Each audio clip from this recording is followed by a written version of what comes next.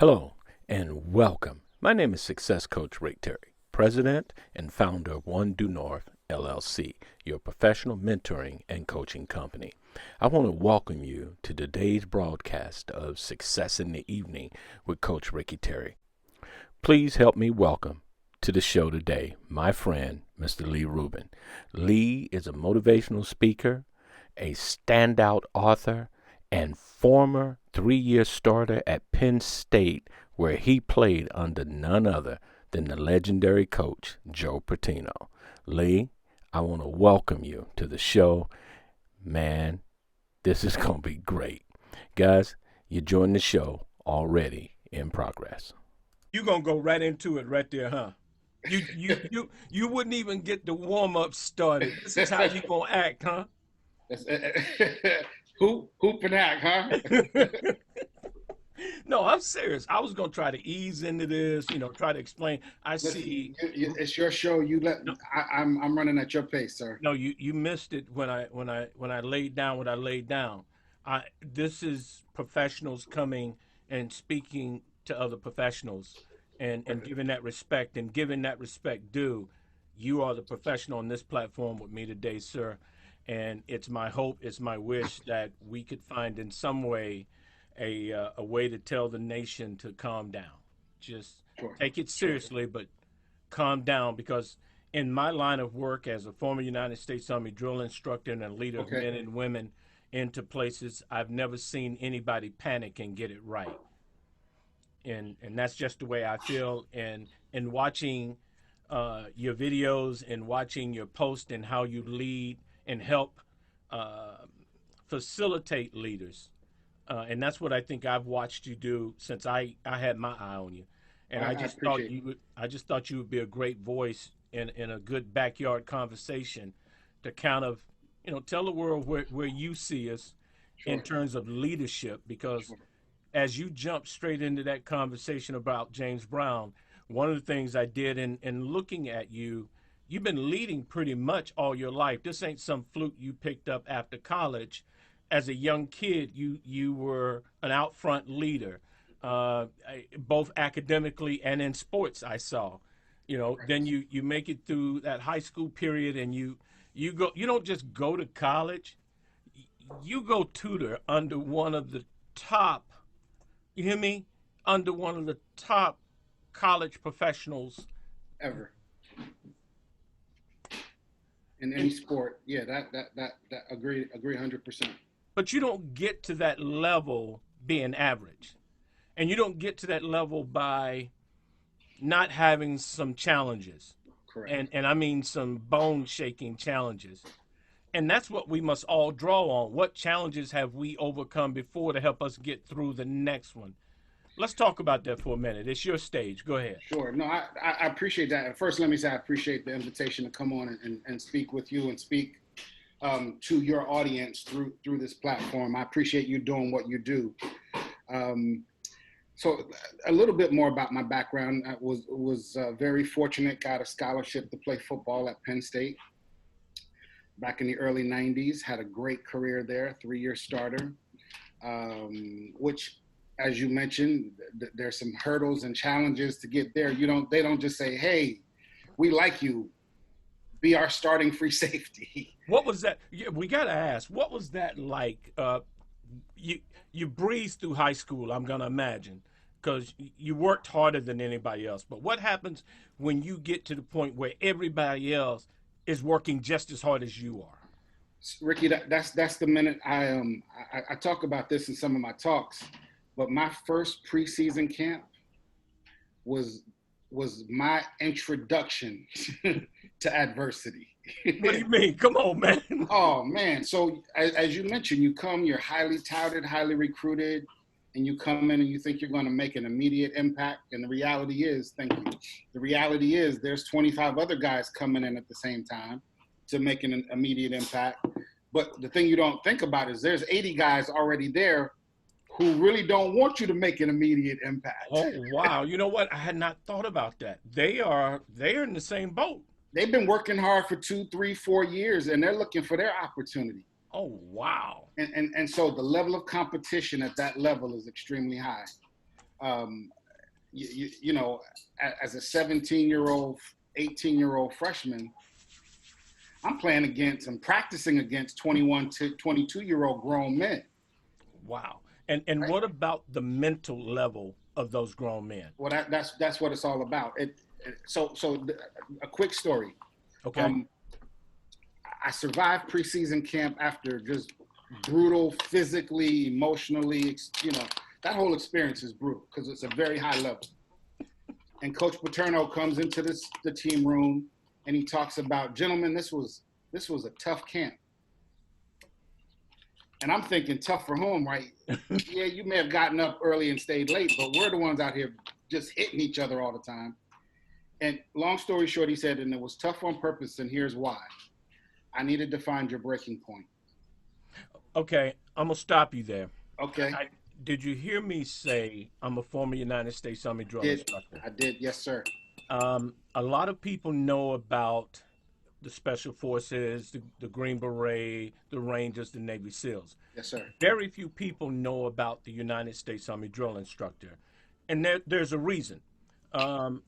And often people see what they see in the movies and think that's what it is. It is so much more, Right. and and that competitive edge that it gives you to be what you are in your field gives you a competitive edge wherever you are. How have Agree you been 100%. able to take care of your competitive edge? So let me finish that story. Okay. So that was the moment, and he said, yeah, I made this tough on purpose, and I'm thinking, why would you do that? And his response was, because I needed to find your breaking point. Mm-hmm. I needed to find out who I could trust in the fourth quarter of a tough football game. That's when the light bulb, I mean, like literally a light bulb went off over my head. And I said, wait a minute, everybody here is physically talented. This is the mental game. Yes. This is purely he manufactured adversity. He made it tough on purpose, not to challenge us physically, but You're to see who was mentally tough. That when it got tough on game day, who's you going to still be stand there. up, who's going to be able to perform and not panic under pressure. What prepared you for that moment? Nothing.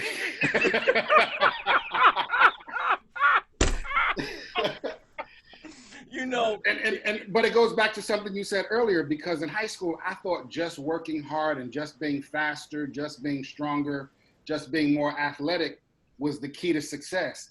It's not.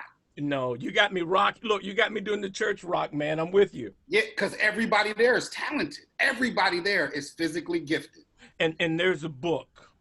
If you look, I don't know if it'll show up. I'm gonna give the writer a little credit here. That you brought this up is sitting Oh here. yeah, Jim Okay. Collins. If you want to know how good you are, take it to the next level and make it great. Correct. Okay. Correct.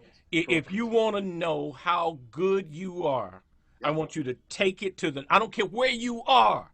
I don't. It doesn't matter the industry. Agree 100%. If you are at the bottom of the freaking barrel That's it. Yep. and you ain't got a pot to piss in or a window to throw it out of, take it to the next level. Yes, sir. If you can do that, if you are at the very top of the food chain Yes, sir. and there's nothing in sight, I dare you to take it or somebody else to the next level. Agree 100%.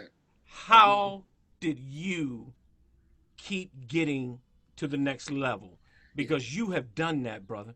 Well, I appreciate that. So a couple things. Number one is you got to go back to the drawing board and realize that another book, another title, I'm not sure of the author, but what got you here won't get you there. Mm-hmm. Important book, because I had to really take inventory. Okay, I'm fast, I'm quick, I'm smart. Come on. Now I need to add mental toughness to this. Come on. And Come so on. now, so once you're honest with yourself and you understand, okay, I'm not as mentally tough as I need to be. Now you need to put yourself around people who are.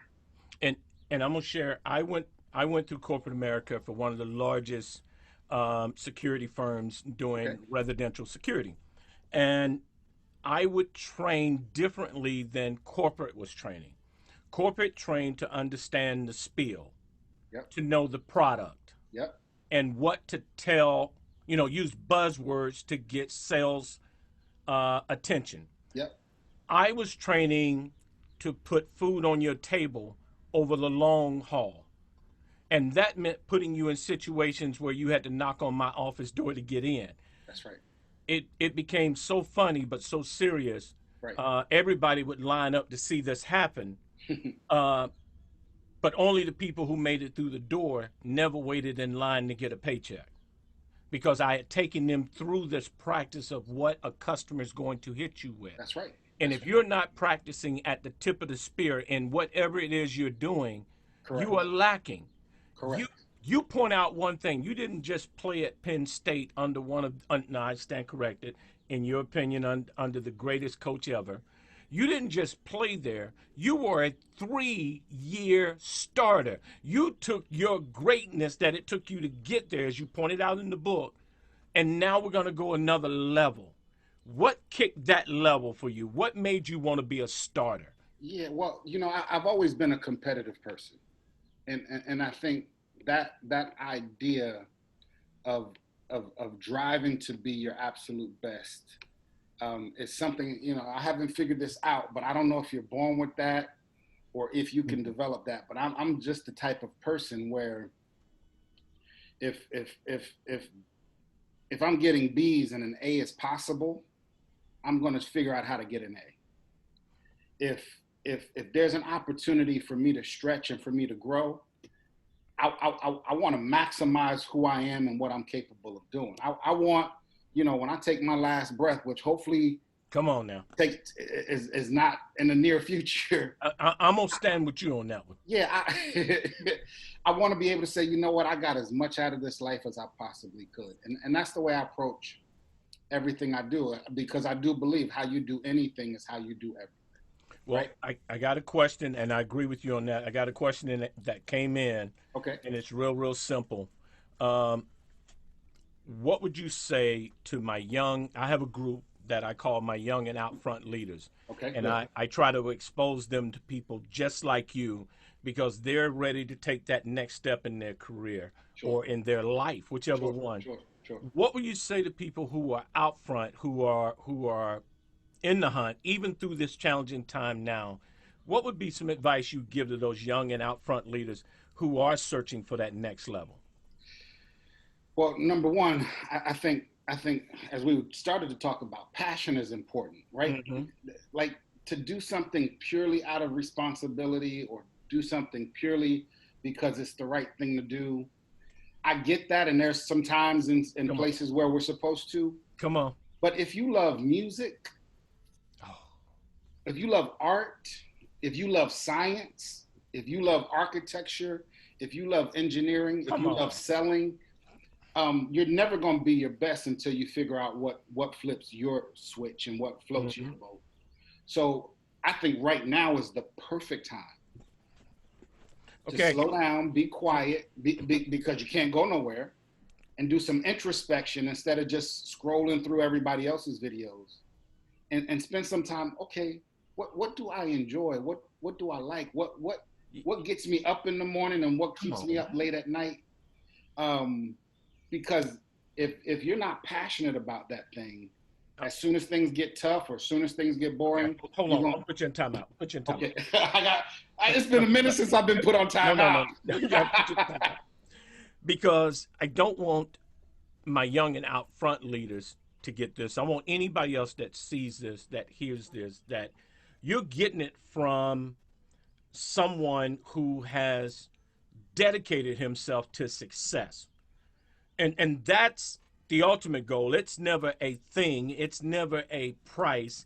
It's I'm dedicated to the craft of success. Sir. See, when you got your eye focused on the main goal wasn't to end the career in your regular season with more wins than anybody else.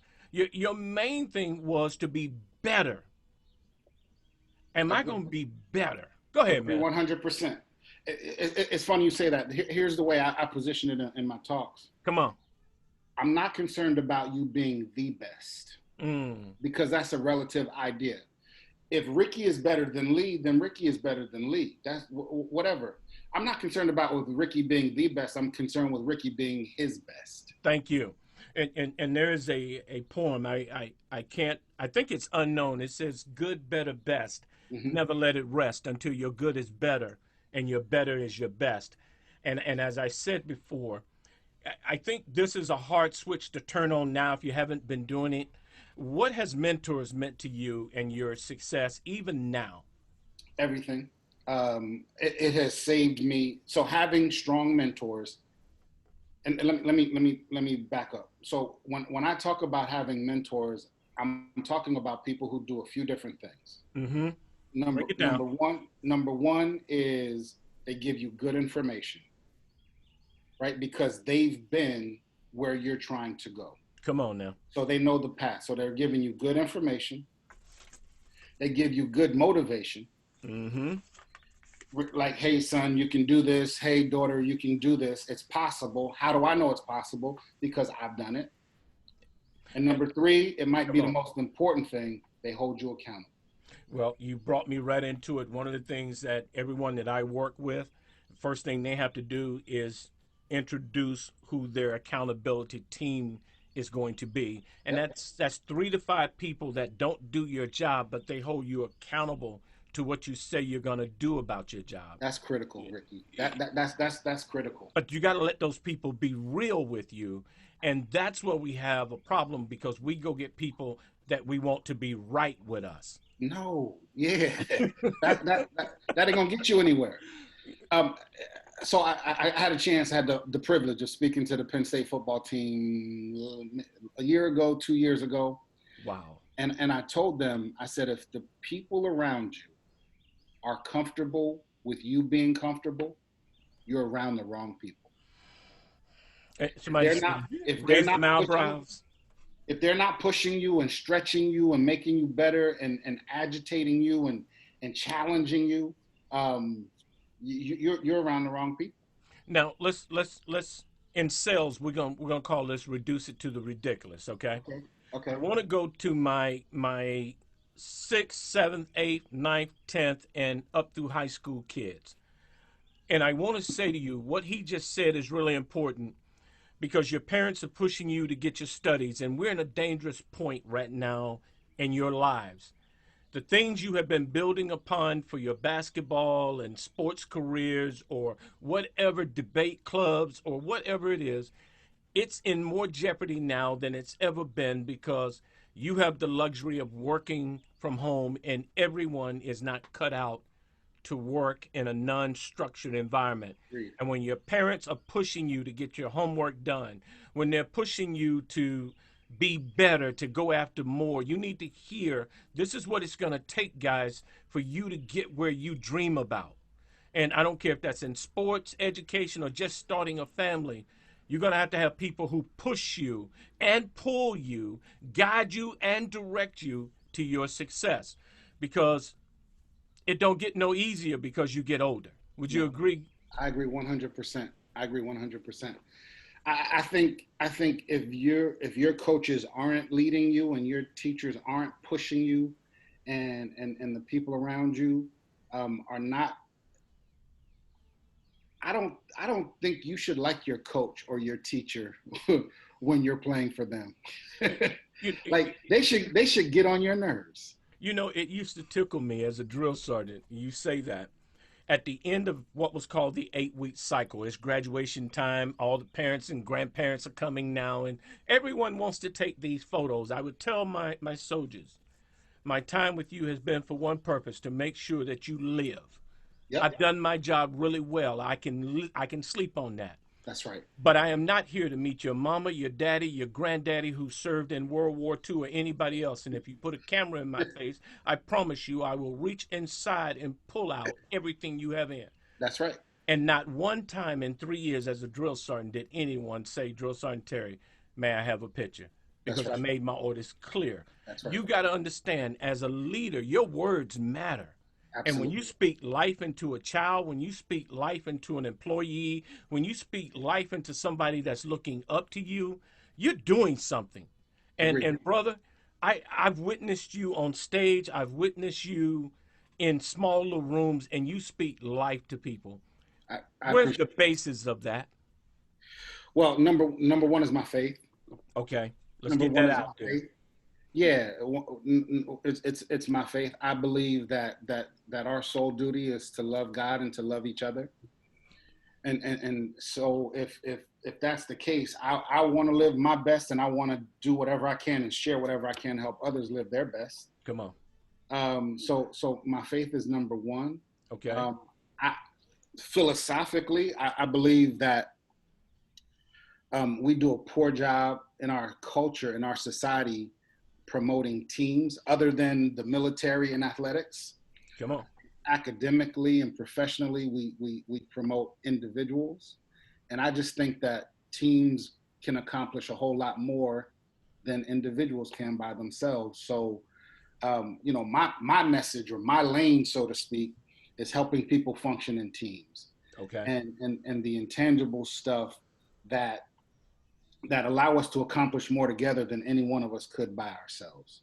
So it comes from my faith, and it comes from my love for people.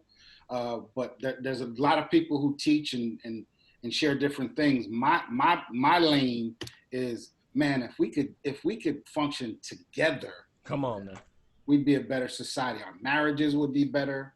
Our churches, mosques, and synagogues would be better. Our nonprofits would be better. Our corporations would be better. I got one word to that. Please. Submit. Absolutely, yeah. If everyone could find a way to submit, and understand that submit doesn't make you weaker, it actually makes you stronger. If we can submit to one another, I often do it to my wife a lot. As a matter of fact, there's something to the wisdom of happy wife, happy home. Brother Terry, my wife is in the background, and she said, "Amen." Man, I'm pushing some years. I don't know about you. I like my years. Yeah. I like the future of my years. So yeah, I often agree 100%. But the one thing I wanted to go back to, because I didn't want to leave people hanging, when we were talking about teams and getting people around you, one of the things I do teach, and you got to have it on my team, you got to have an accountability team. You pick them. They don't necessarily do your work for you, but you let them know, hey, I'm planning on finishing my book by June. Could you check in on me? And that you asked them to. And I got those kind of friends that, Rick, where you at with your book, man? You said you're going to have it. Yep. And it's just an enforcement of what I'm trying to do. And I'm not trying to brag. And it's an honor, guys, when you set up an accountability team, that you also encourage them to do one, and maybe you might get drafted on it. Who knows? The other question I had for you, sir, you got to give me 5 things, if you don't mind, that individuals who are, because we know some people that's been thrust into leadership. Yeah. They were good salespeople. They were next on the board, but they haven't had any direction or training in leadership. How do we help them? You got 5 things you can do to help them, and at the same time reinforce some of us veterans. Sure. 5 things. Let me. We're gonna pull these out. I'm gonna throw some things out, and hopefully it adds up to 5. It led to your success. Yeah, but I haven't processed it in this way. Let's go through this together. Wait a minute. Hold on. Are you saying a good coach challenges you to the point where you realize, I might have to look at this guy for a coach one day, because he just challenged me in an area I wasn't ready for? That's right. And now, for you salespeople, that's called always be selling, but we digress. Go ahead, sir. I got you. So number one is be very self-aware. I think identity is critical, because other people think you'd be a good manager doesn't mean you're going to be a good manager. And if you're not, have the courage to say, you know what, I'm better off as a rainmaker. I'm better off as a producer, not someone in a leadership role. That's just not my skill set. Come on. Because there's so many people who have desires for us that may not be what's best for us. Okay. So number one, be self-aware and have the courage to do that. Okay, now let's assume that you are in that role, or you belong in that role. The second thing I would say is listen more than you talk. If you're going to lead people, you need to know what moves them, what motivates them, what drives their behavior.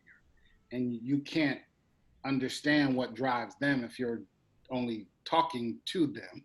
Come on. So I would say be a better listener than anything else. More broadly defined, I don't know if I can count this as number 3 or 2A. Communication skills are critical. Okay. And if I did communication skills are critical before I talked about listen, I would say your ability to communicate a vision as to where we're going as a team is critical.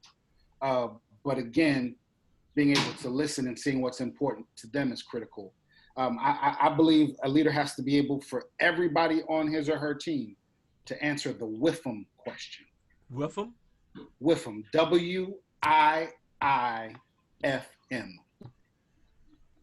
Okay. What's in it for me? Got it.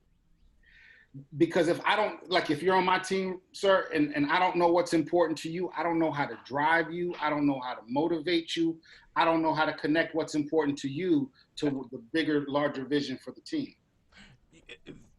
Visions, man, when I tell you I'm loving you, oh my God, where you from? No. I'm Jersey. Oh God, I'm so glad my wife is not here right now. Oh my God. She's a Jersey girl? Yes, Southern Jersey. You just became smarter in my book than ever. If you're married a Jersey girl, you're a wise man, brother. Look, where I was going, I'm not gonna argue with that. Yeah, she's from Howell, New Jersey, down by Six Flags. You're kidding. I live 15 minutes from Howell. So how did you transition out of the gladiator arena? Because that's what it is. It's the arena for gladiators. How did you make that transition off the field back into, or should I say, into your next reality? Sure. So just a quick view of the chunks. It went for me. It went from college football to corporate America for about 15 years. Okay. To the professional speaking full time for the last 8-9 years. So moving from football to corporate America was very difficult.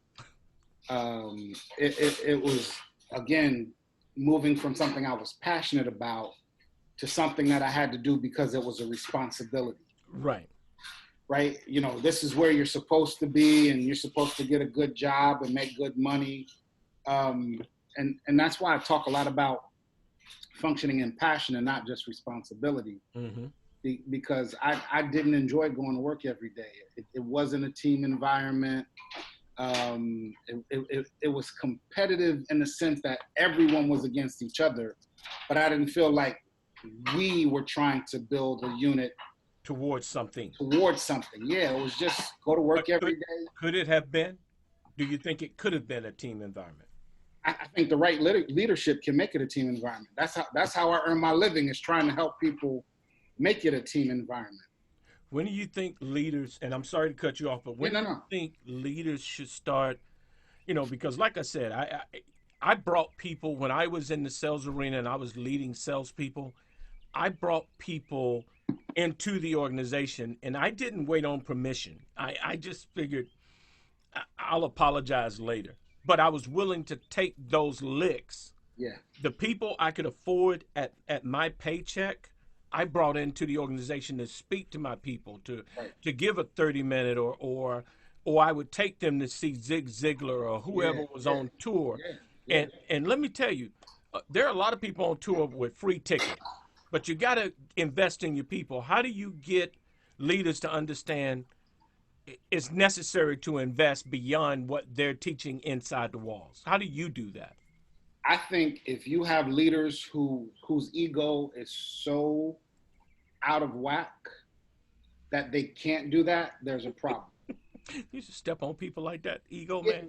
Because so I call myself the uncle, right? And so my job is to partner with my corporate partner, Right. because I'm here to reinforce what they're teaching on a daily basis. Okay. If you hire me, I'm not going to come in and talk about how wrong you are. No. That would be foolish of me. I'm coming in to be the uncle, right? Mom and dad say something and it goes in one ear and out the other of their child. But uncle or auntie come in and say the same exact thing, And they pick it up. and for whatever reason it resonates. So if your ego is so out of whack that you can't bring in uncle or auntie, that you need to be the one, there's a problem. I'm a young leader. When do I know I'm at that point to bring somebody in because my efforts aren't getting it done? Understand? No, the results should tell you number one. Bingo. That's what I mean.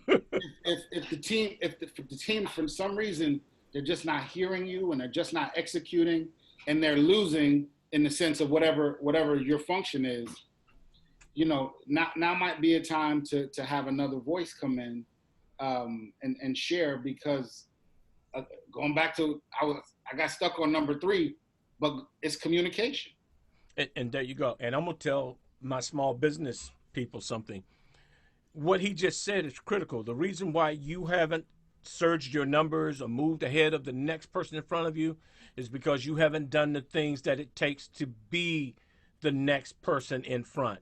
And when you bring in a person like Rubin, when you bring in a person like myself, when you bring in another voice that's doing it right in the same field you're doing it in, you give more credence to your people, to what you're trying to do. And one of the things that Rubin said, if you don't know your vision, if you can't explain your vision, what happens? Everybody perishes. The mission perishes, the objective perishes. So it's really simple. I think we overcomplicate things. If I were a quote unquote leader and I said, hey, everybody, I want you guys to come with me, right? Let's take a ride somewhere together. Come with me. Okay. The first question you should ask is, where are we going? and Ricky, essentially, the vision, the answer to the question, where are we going, is the vision. Okay. So here we go. When you played at your school, Yep. at Penn State, Yep. how did you receive the vision of the football program in Penn State itself? How did you receive it? How did you wrap yourself in it, or did you? You got time for a 30-second story? I want you to give me a little bit more than that, because after that, I'm gonna play a little clip of you. Okay. So I'm being pretty heavily recruited, and Coach Paterno comes to my house. Okay. He's sitting in the house with me, my mom, my dad. And he says, Lee, we like what we see on film. We've seen your transcript. You're exactly the type of person we think would fit in well at Penn State. He goes, if you come to Penn State, he said, 4 things will happen. Now this is almost 30 years ago. I still remember the 4 things. He said, you'll get a quality education. You'll never play in front of an empty seat. You'll be on television 10 times a year, and you'll play for either an undefeated season or national championship. Mm. He was painting the picture right there. This is the vision for the next 4.5 years of your life. If you redshirt 4.5, 5 years, whatever. But let's go back to something we said earlier. He said, however, I played high school quarterback, right? I was an option quarterback. I was really a running back who got the ball from the center. Okay. Penn State had like a pro style offense with a drop back passer. He said, Lee, if you come to Penn State though, your quarterbacking days are over. In other words, you're going to have to make a sacrifice. In other words, you're going to have to submit. Mm. What's best for you as an individual may not be what's best for the team. Now, if you play your role, we as a team are going to do some things that you could never do by yourself. And so right up front, before I even signed and before I even committed, he painted the vision. He explained that there was going to require a sacrifice and a whole lot of hard work. Well, And that was right up front.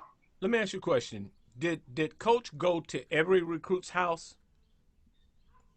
I believe, if not every recruit, at least. Yeah, go ahead. You know what I'm narrowing it down to. The import, the critical. The one he could not afford to let get away. Correct. Let's just put that out there. Yeah.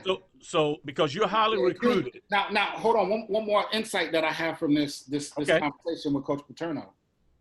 He didn't sell me on what he had already done, because at that point he already had 2 national championships. What he sold me on is what will happen. He painted a future and a path to get there and the goals. Too many people try to paint their past. Well, I've accomplished this. I've accomplished that. Well, listen, if I join you, that's over. I can't be a part of what you've already accomplished.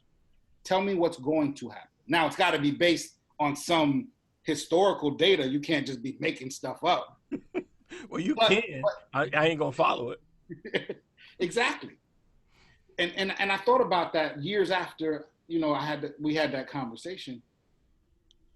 He painted my future as a part of that team, not just his credibility and his accolades. So yeah, you might be the number 1 producer, you might be the best in your field, but they're not joining you because of that. They want to know, what is life going to be like in the future if I'm a part of your team? Well, I'm gonna see. Can I find this clip, because I think I got the clip. I got to figure out. Why you saying, "Oh man, you put this stuff up there"? Who put it up there for you? I did. Look, you put it up there. I'm just gonna show it. Okay. All right, here we go.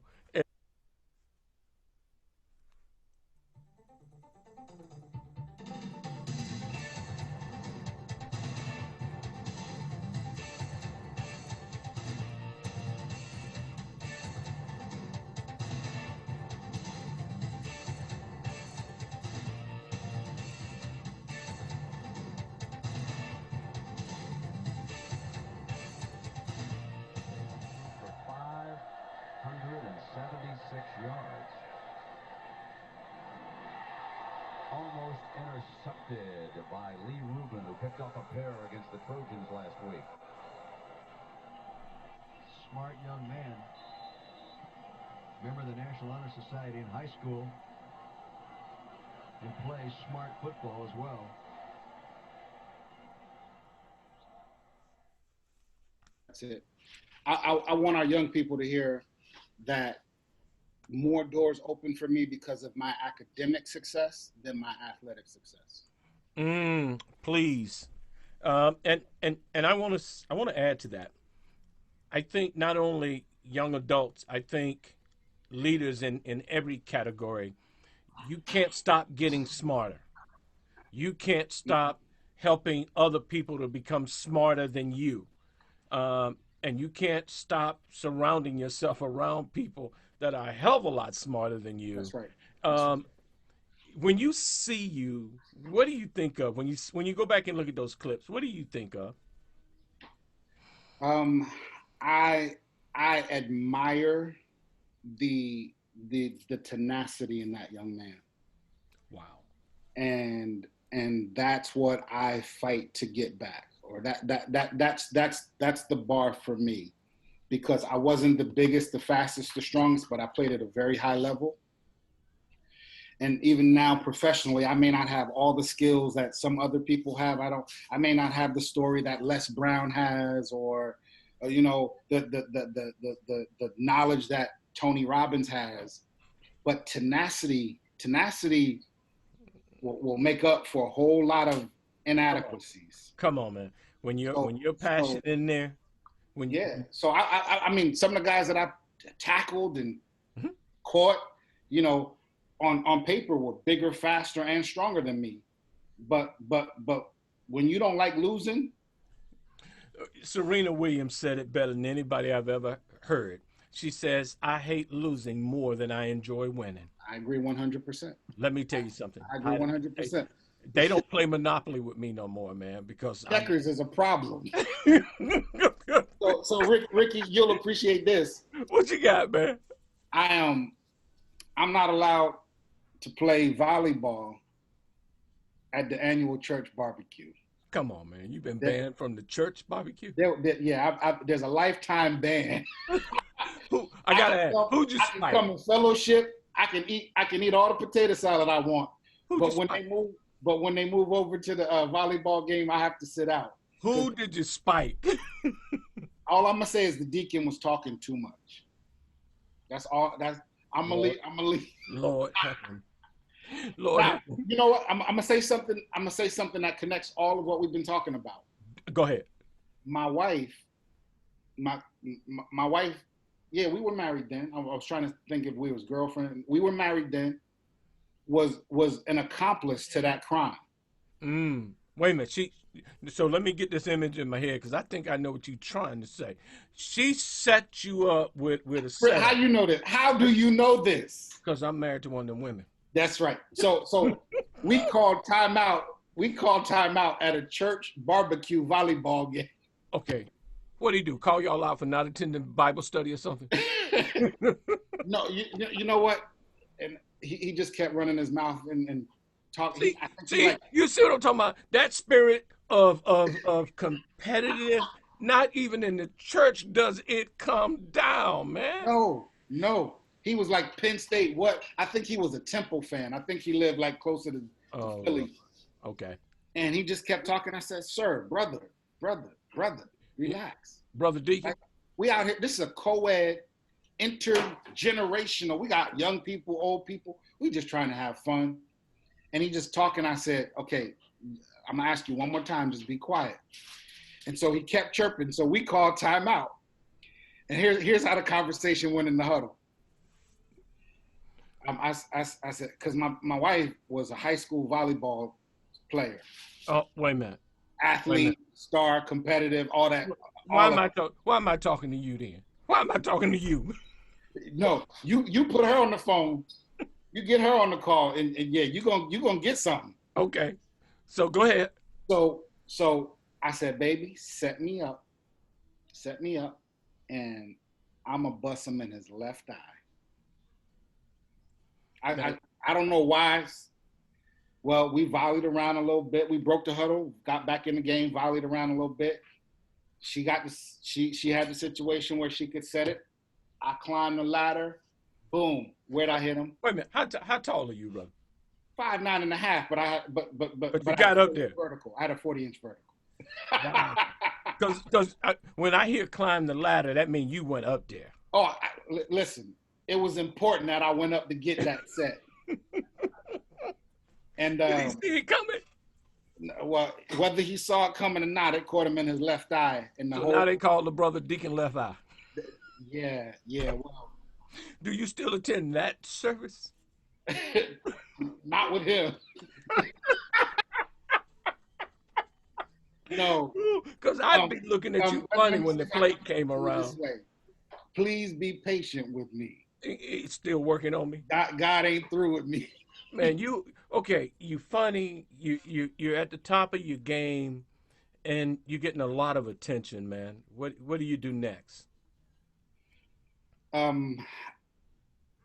That's a great question. I keep trying to be the best version of myself, and I've stolen that line from Oprah Winfrey, right? You know, sometimes I watch her Super Soul Sundays, and her idea of success is something I subscribe to. Come on, man. Is to be the best version of Lee. I'm not.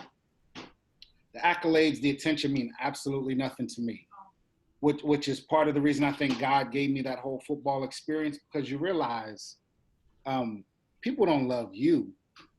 They love what you do. You know, when they're screaming and yelling and, you know, cheering and whatever, they don't love you. They love that uniform, because as soon as you turn it in and somebody else puts it on, they love them.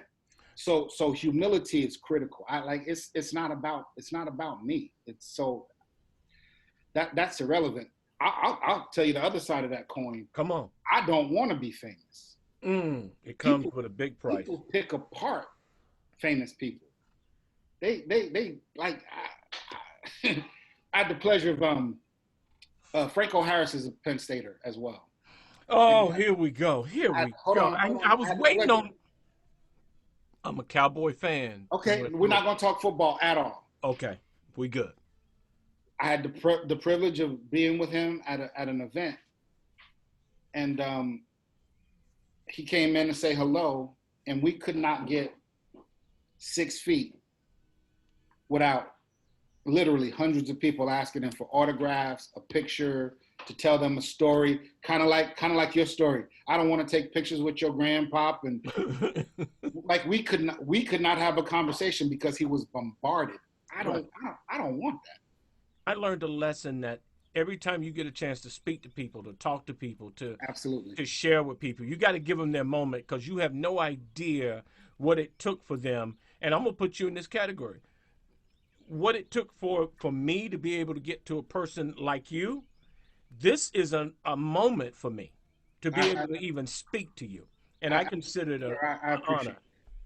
it. And the feeling is mutual. Again, I'm just not caught up in titles and accolades and notoriety. If you're serving people, I'm here to help, and I hope I communicated that. I hope it came out the way I feel it, right? Whatever I can do to serve the people you're helping, I'm happy to do it. Well, let's take this out on this, because we got to talk about it. There's a virus out there. Yes, sir. And there's still, and I want to be careful with my words, though we've had an expert on this show with infectious diseases, great doctor. I'm concerned about leaders who are still pushing their people out there right now. And at some point, when do leaders who are pushing salespeople, or, you're still forcing people to go get that human to human contact, you feel qualified to even speak on that? Because at some point, we got to slow this thing down. I don't know if I'm qualified, but I do have a perspective. I think as we're talking to people, we need to understand and legitimize how people are feeling. I think there's real panic, there's real fear, and while I may not be fearful, I have to understand and acknowledge that someone else may be. Okay. And they're concerned for their family, not just the bottom line, just not the monthly, quarterly numbers, supersedes what we're doing here as a business. Okay. So we've got to acknowledge and legitimize how people feel, and work with them in ways that help them manage what's important to them. Right. So if their children are like, I may not have children in my home, I may have an empty nest, but if they've got children at home because their schools have been canceled, or they're learning virtually, that changes the dynamic of what they're capable of doing. And I need to be understanding of that. And flexible. And Yeah. But I think more from a human perspective, to respect that, acknowledge that, and legitimize that. I think we cut right into work. Because here's what I've learned from a human resources perspective. Your team wants to feel appreciated, valued, and heard. When people leave to go to other companies, it's usually not because of money. It's usually because at some level they didn't feel appreciated, valued, and heard. And Let's take it into other aspects of life. When people leave marriages, it's because they didn't feel appreciated, valued, and heard. When kids want to transfer, come on, man, you're gonna preach this thing, ain't you? Come on. It's because they didn't feel appreciated, valued, and heard. And I think the first thing leaders should do is slow it down for a second, and make sure that they're listening to their people and understanding where they are, because this is unprecedented. There's no spread, there's no cheat sheet for how to function in this environment. You're gonna make me do the church finger wave. I teach, and I'm gonna say this, guys. If you need some help with this, I teach. That's part of the 11 principles you just named, and one of those is know your people and look out for their welfare. Yes, sir. And that goes back to, if I don't know what motivates you, if I don't know what rubs you, as a drill instructor, one of the things was I knew what rubbed you the wrong way. I had to learn what got you really going. And once I knew what What is the got you push? going, and I could compare that engine with this piece, because the whole unit is part of an engine, Correct. and everybody can't be the fan belt. Correct. That's the way I look at it. And that's what I That's heard you say. diversity. That's diversity right there. Come on, man. See, you just Diversity is not 3 black guys, 4 white guys, 3 females, 5 Asians. That ain't diversity. no. Diversity is we have different skill sets because one person is the fan belt, one person is the. I was just watching Medea the other day, the accelerator, accelerator. You on Medea. Carburetor, that's what it was. The exhilarator carburetor.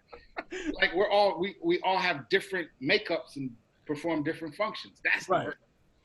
Well, you're a mess, man. Do people that That ain't the first time I heard that today. oh my goodness, see, I ain't messing with you. Do the professional people know you a mess, man? Listen. The only thing I can do is be me, and Okay. it works for some people, and maybe it doesn't work for other people. But Ricky, if you see me 5 years from now somewhere else, I'm gonna be Lee. You said something earlier at the beginning of our conversation that I thought was really important, and I want to bounce back to it. And that was, this is the best time that there has ever been in your lifetime, in someone's lifetime, to create, recreate, or become what it is you want to become. Can you go a little bit deeper in that and why you feel like this is the time? Yeah. So I posted something today. I was on a walk. I tried to take a walk, and I committed to moving my body every day, right? To just some sort of exercise. And I made that commitment earlier in the year. And today was ugly and cold and rainy and gloomy and gray. And it tested my commitment. How so? I didn't feel like doing it. Right? All the environment was not conducive. It wasn't bright and sunny and beautiful. It was ugly and cold and dreary. But I made a commitment. I made a commitment to do something. And I feel like this situation is testing Okay. all of our commitments. It's testing our faith. It's testing the resolutions we made to ourselves. It's testing whether or not we're in the right career. It's testing whether or not we're it's just testing everything. And I think the way to maximize this time, this quiet time, is to really do some hardcore introspection and reflection, and asking ourselves a couple questions. Am I doing what I'm supposed to be doing? Mm-hmm. Meaning, am I on the path I'm supposed to be on? And then the same question again, if I am on that path, am I doing what I'm supposed to be doing to get to where it is I want to go? Come on, man. Because if you're not serious about those two things, right, that you're on the right path and you're going as hard as you can, then that's your choice. I heard another speaker say, I respect your right to be mediocre. Ooh. I respect your right. You're entitled to it. And I'm not here to motivate you. I'm here to try to help guide you.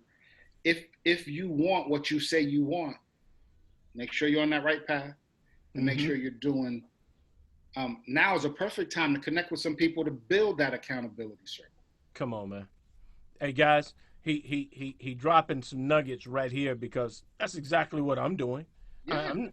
That's exactly what he's doing. I'm checking in. There's some speakers who've been doing this longer than I have, and I'm checking in with them on a regular basis. Hey, how are you guys doing? What are you guys doing? What do you recommend I should be doing at this stage? You mean, what's your top 5 things that you would share with leaders? Hey, where's leadership in your mind now? How did you get there? Absolutely. Those nuggets you were dropping to me. That's what you're doing. I'm not telling you to do something I'm not doing. So what I hear you saying yet again is one of the things I teach: leaders seek responsibility and take responsibility for their actions. When when you played as hard as you did as a senior in high school, you knew you were playing for a purpose. And that purpose was to get the best schools. That's why you studied, because there are a lot of great athletes. There are very few great athletes that are true Right. student athletes.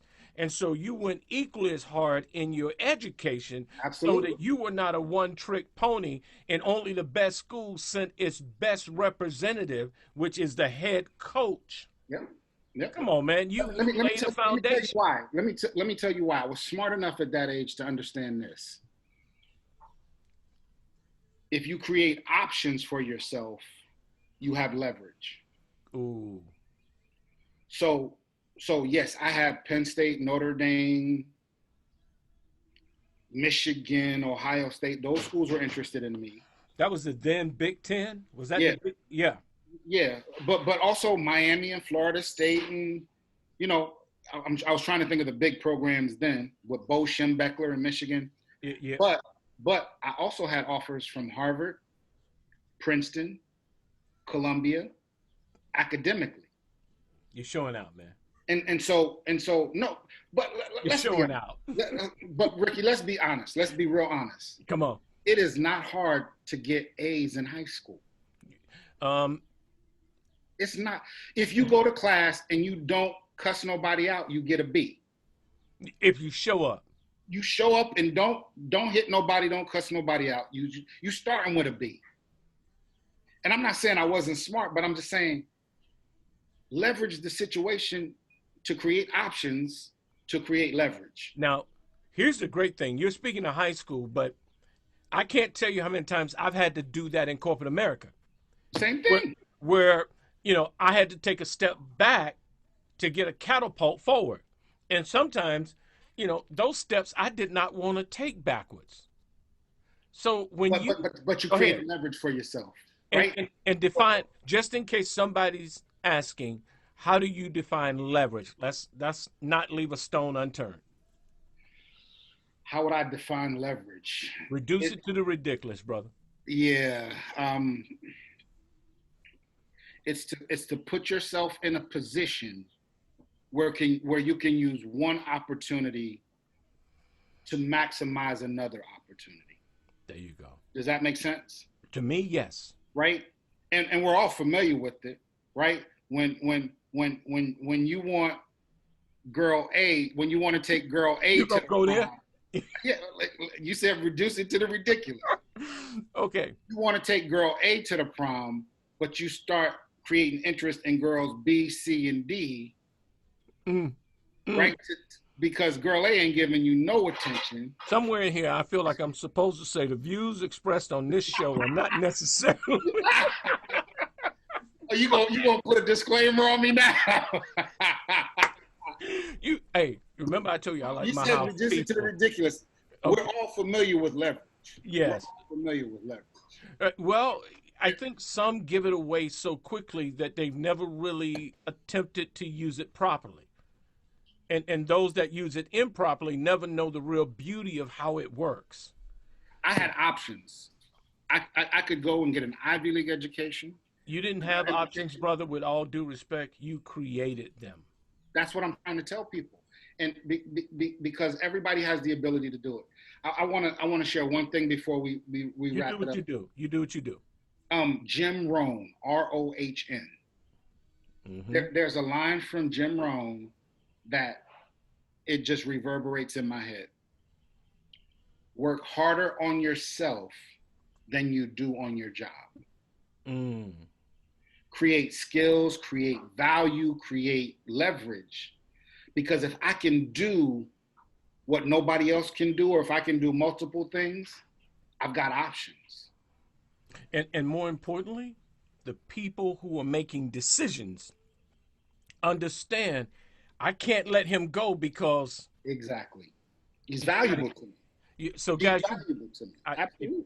If you take nothing else from this conversation, take that last part. Understand what you have and understand how you can leverage it.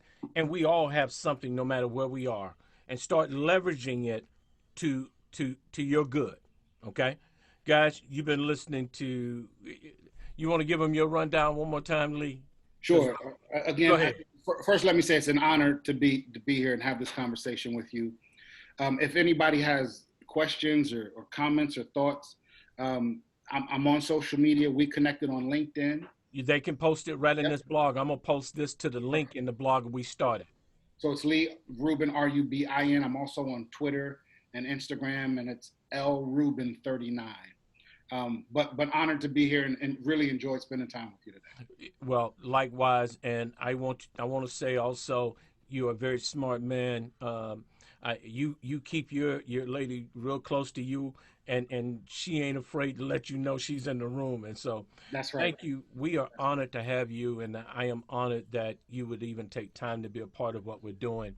I want you to stay safe, continue to practice. I want everyone, remember, continue to practice the social distancing, washing your hands, and making sure you continue to disinfect all of your counterwear and stuff, guys. We're going to make it through this storm. Absolutely. You're going to make it. Remember what I've always said, and I'll say it again. Don't give up, don't give in, and don't give out.